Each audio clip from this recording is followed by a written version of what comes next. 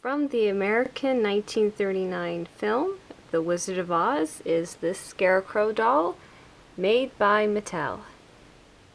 This celebrates the 75th anniversary when it was released in 2013. It's very common for them to release dolls ahead of time, of course, because the companies and movie industries, when they announce ahead of time DVD releases. Now he's already been deboxed, but this is basically the exact position he was in when I got him. And what I like about this, Mattel has done this Wizard of Oz collection several times, but when they did this latest one, they really focused on capturing the actor's face. If you look at older Scarecrow dolls, like for an example, the 70th anniversary Scarecrow doll, it doesn't quite look the same. Side, you see the Emerald City.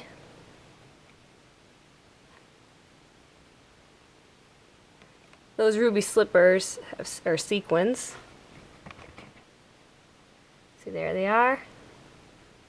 Ray Bolger is the actor that played the Scarecrow, and originally he was the Tin Man before he switched switched roles with the guy at the time was not Jack Haley. This is Jack Haley who plays the Tin Man, but originally Buddy Ebsen had this role. But Buddy Ebsen was supposed to be the Scarecrow, and Ray Bolger was the Tin Man, but Buddy Ebsen wanted to switch places, so that's how Ray Bolger became the Scarecrow.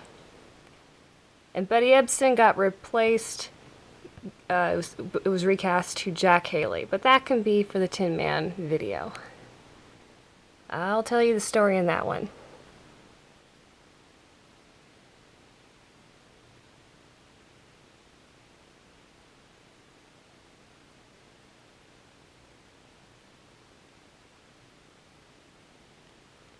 There's actually a doll of the Wicked Witch of the East from the shoes up to the legs, because that's as much as we know as the Wicked Witch of the East, when Dorothy's house lands on her and kills her. So this doll designer, Linda Yaw, she actually created, totally just imagine what the Wicked Witch of the East would look like. It's not in this picture here. But if you go on BarbieCollector.com, or it's now changed to the BarbieCollection.com, you'll still get there if you type in this or what I just told you, the Barbie collection. And you can see all of previous dolls in the past that they don't sell anymore, including the Wizard of Oz collections they've done.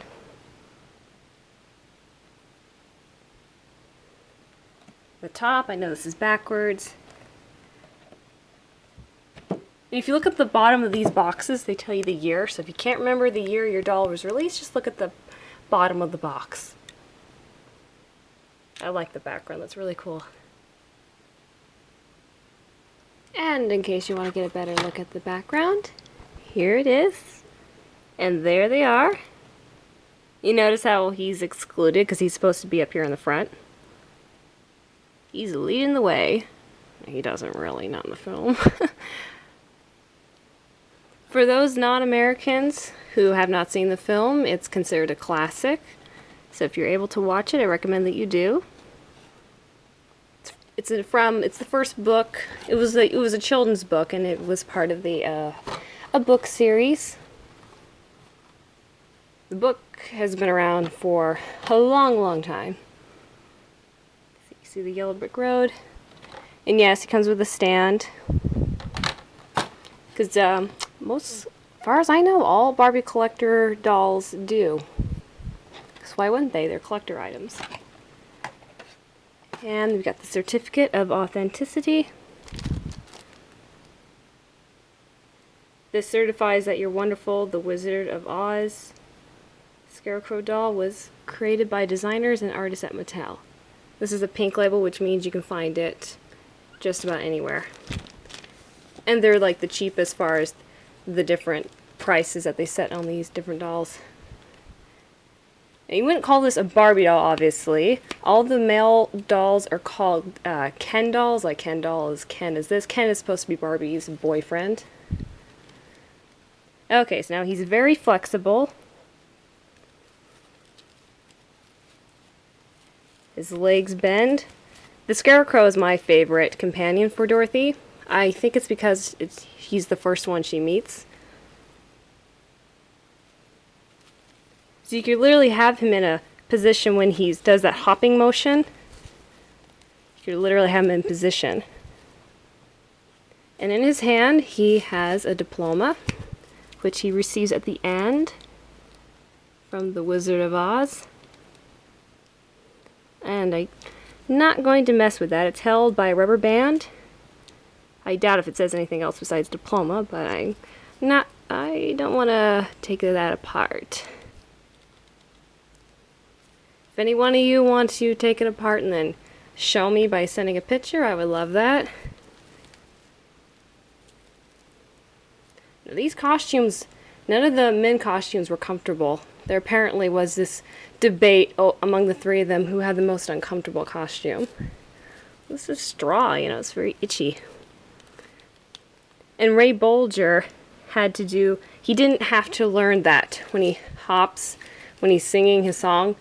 He already was a talented dancer, so that he didn't have to learn that. Actors back in the day of Hollywood, they had to be multi-talented if you wanted to make it in the big time. Obviously, if you're an extra, it doesn't matter. See, it's supposed to be like burlap. These is painted white lines. It's supposed to simulate burlap. Blue eyes.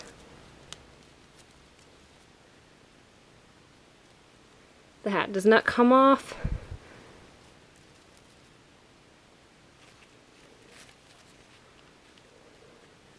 That's about all his legs can do. His feet, it does not bend at the ankles. And since he's so flexible, his waist turns. Eh?